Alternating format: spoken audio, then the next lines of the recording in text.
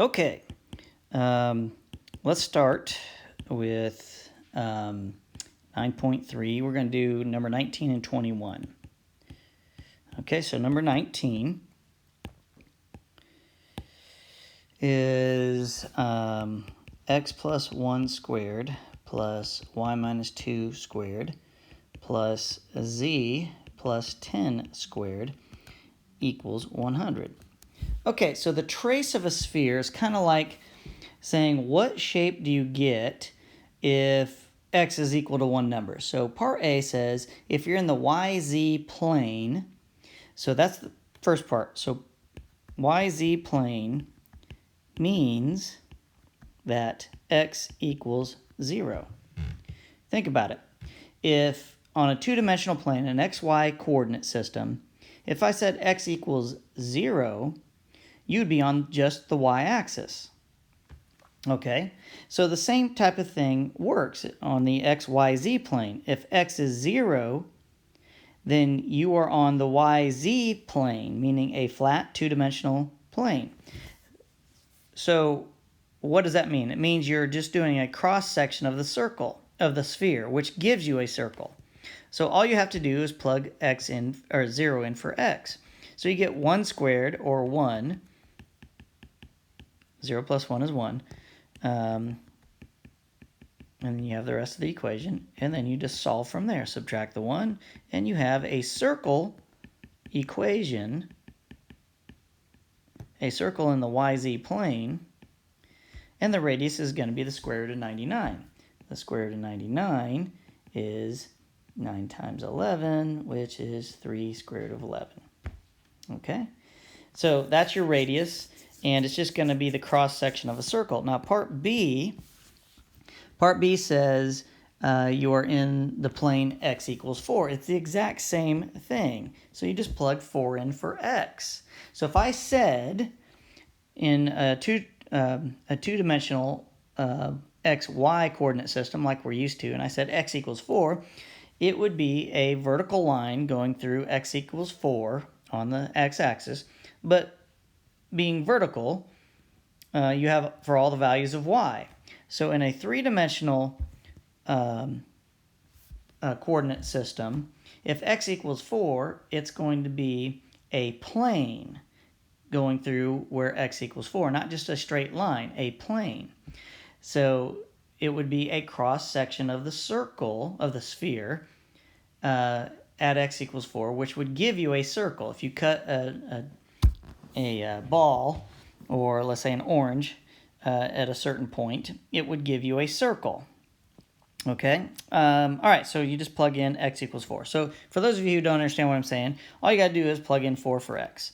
So 4 plus 1 is 5, 5 squared is 25, and you still have y minus 2, and z plus 10 equals 100, and then solve. So there's your equation of a circle in the YZ plane. Subtract the 25, you get 75.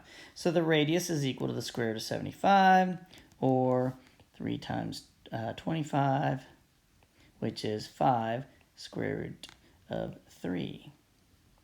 Sorry, 5 square root of 3. And that's how you do 19A and B. All right, so let's move that up, and let's do number 21. So number 21 shows a sphere on top of a stand.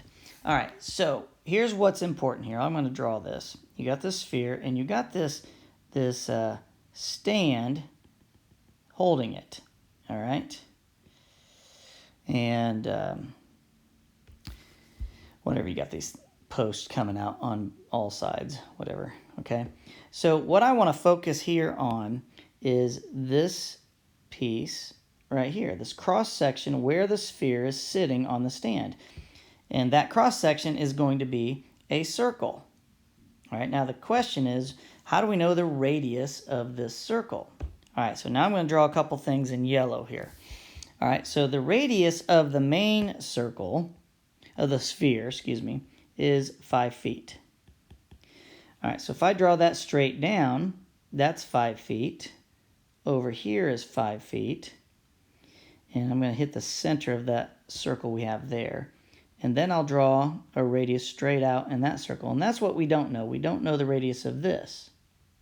Now, we do know the value of this piece right here. The whole thing is 5 feet all the way down to the bottom. And it says that it's sitting, it's supported by a metal circle 4 feet below the center. So that means this piece right here is 4 when it hits the center of the circle. And this is a right triangle. And if I draw this out here so you can see it, there's your radius of the sphere. There's the 4 feet down until you hit the stand. It wants to know this. And you know as well as I do, you got a right triangle. And the hypotenuse is 5. You could use the Pythagorean theorem, or you can remember that this is a 3, 4, 5 right triangle. So the radius is 3 feet. But even if you didn't have 3, 4, and 5, they give you easy numbers on purpose.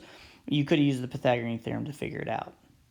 So hopefully that helps on 19 and 21. I will save this and send it out on YouTube and email it to you. So any other questions, email me. Your quiz is tomorrow morning at 8 a.m. It's due by noon. Enjoy, but please email me if you have a question, and I'll be periodically checking and seeing how it's going. Thanks.